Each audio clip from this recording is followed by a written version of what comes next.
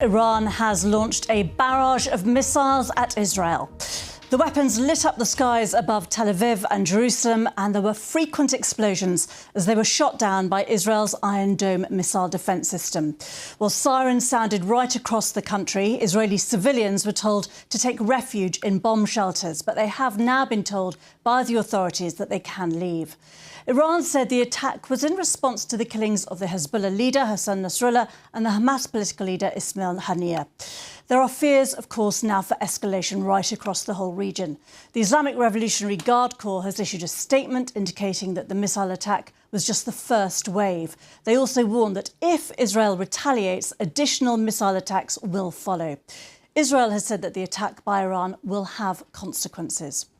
Elsewhere in Israel, in Tel Aviv, 6 people have been shot dead in a shooting attack. At least another 9 others were injured, some seriously. Police say the attack happened near a railway station in the Jaffa area of the city.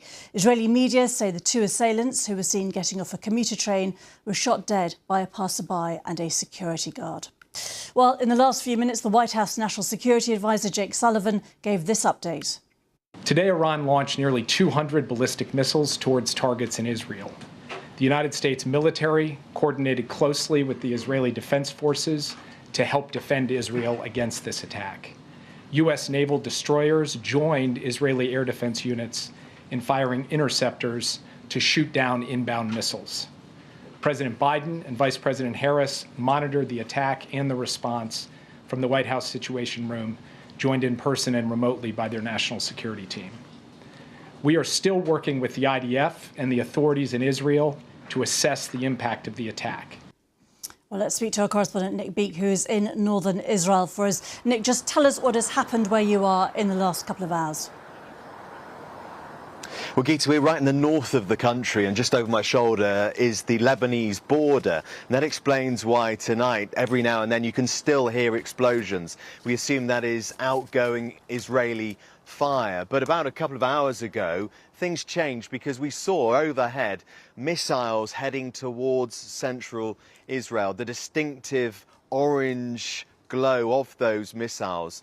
At that point, we saw that some were continuing to make their journey. Others, though, were being shot down, and we saw the Israeli defense come into operation and some of the missiles being taken out and falling to the ground. Very shortly afterwards, there was a siren for this particular area, which meant not just there was a threat from falling debris, but that there were missiles coming towards this particular place. So at that point, everyone here went to the nearest shelter. And of course, that was a scene that was replicated right across Israel, because so many parts of the country had this alert as the Iranian attack came. So that was a snapshot really of what we saw. But as I say, it was replicated in lots of different parts of Israel. And of course, everyone is waiting to see now what the response will be from Israel. They have said there will be consequences.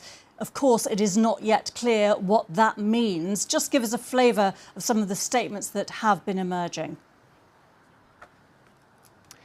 Yes, certainly. That is something that's being said, and really that we've seen, haven't we?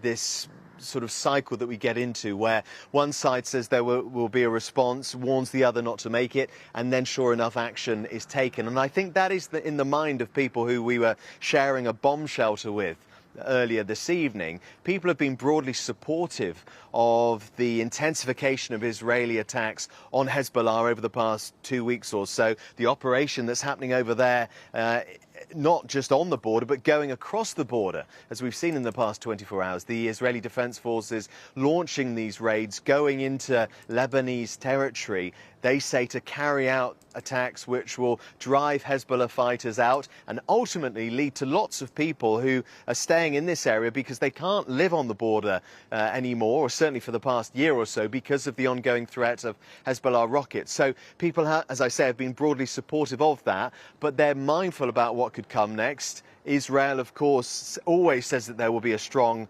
response to any sort of attack on the country, but people are very aware that they could be caught in this escalation. So that is absolutely in people's minds tonight, Geeta, even though this latest threat may well have passed for now.